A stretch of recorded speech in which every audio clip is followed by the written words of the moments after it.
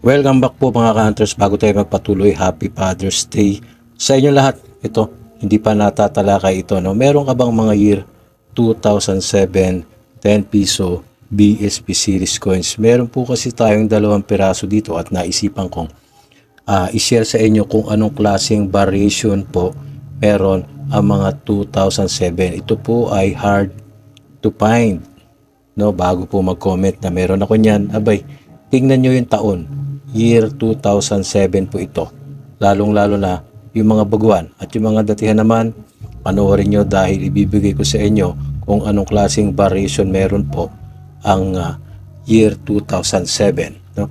Pero bago yun, i-share ko lang itong isang 2007 ko ay hindi damage yung pinakikita ko, kundi ay isa pong lamination flow error. No? Dagdag impormasyon lang. No? So, hard to find ito at meron siyang lamination flow error. So para sa akin, special na itong 2007 ito kasi hard to find siya. Plus meron siyang error na lamination flow error. So magandang i-collect, no?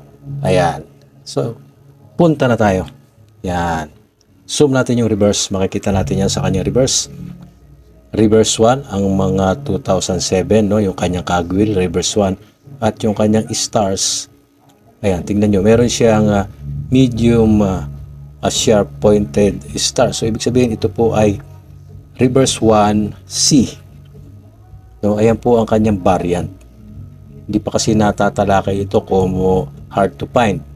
Hindi rin napapansin ng mga membro ng numismatics na i-update. So, kung mapapanood ito ng membro, kagaya ko, no, o yung iba, yung mahiling magpa-update to, no, i-update nyo na. Dapat meron ng record ito. No, 2007, meron pong reverse 1C. Medium sharp pointed stars. Itong isang ito. Ayan, no, maganda pa ang kondisyon. No? Ayan, punta na tayo dito sa isa. Ito namang isang to, mas maganda ang kondisyon. Nasa almost uncirculated ang aking tensiometer sa kanya kondisyon. At tignan natin kung anong variation meron ito. Tanggalin natin yung kanyang cover at isum natin sa kanyang reverse. Reverse 1 din po ito mga ka-hunters. No, mababaw yung ipin ng cogwheel. 1 yan. At yung kanyang stars ay mas maganda kondisyon. Kaya mas kitang-kita yung stars. Yung tulis ng stars. No, meron din siyang medium sharp pointed stars. So, ibig sabihin, reverse 1C din. Yung nauna, ganun din. Reverse 1C din. Itong pangalawa, ganun din. So, siguro, lahat ng 2007 ay merong reverse 1C. Pero iniisip ko baka merong reverse 1 A or B or D sa 2007. Doon pa magkakatalo yun. So sa 2007, meron na tayong dalawang reverse 1C.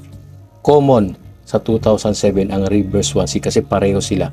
Pero tignan ninyo ang inyong mga 2007, baka meron pang mas rare na variation.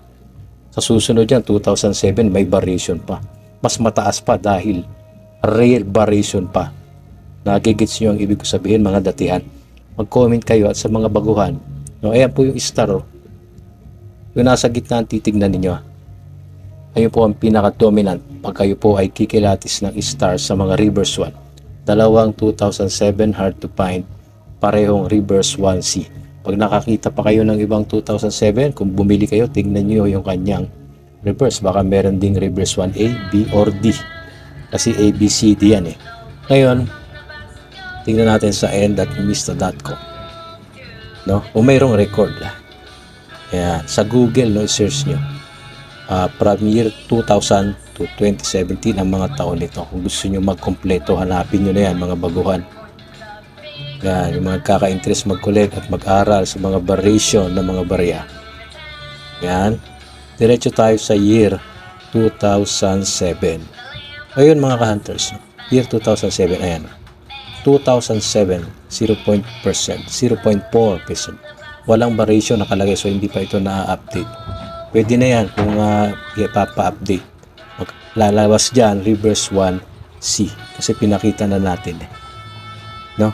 So, ayan po ang ating impormasyon ngayon. Sana nakadagdag ng kaalaman sa inyo. Pakishare ng ating video at mag-comment kayo, magbigay kayo ng opinion. No? Hard to find po ang year 2007, mga ka-hunters. Ayan tuloy-tuloy lang sa ating pag-aaral, mga barya-barya. So God bless sa inyo lahat.